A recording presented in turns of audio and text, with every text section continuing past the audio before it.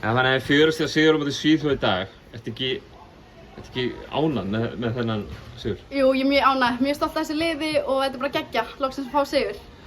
Hvað heldur þú sé að skapa þetta fyrir ykkur hérna í dag? Bara hvað við erum góðar vinkonur og bara góðir í að spila saman og svo vörnin, það byrjar alltaf með vörninni, en já, vörnin vann þetta bara fyrir okkur í dag, myndi ég segja.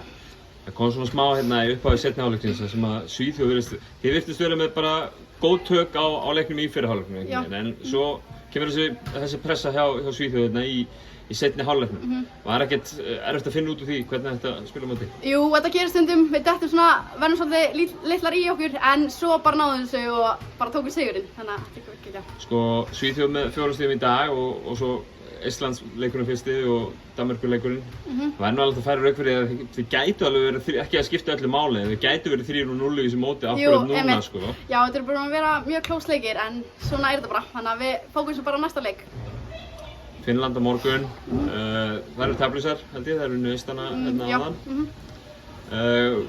Við þurfum að búast frá ykkur í þeim leik? Við ætlum bara að koma mjög tilbúin í leikinn, byrja á vörninni og bara vera geggjar, bara taka sigurinn. Fanney, þú segir þið ætlaði að vera geggjar á morgun, gangi ykkur vel með það, kæra þakkir og til hamingju með sigurinn. Takk fyrir.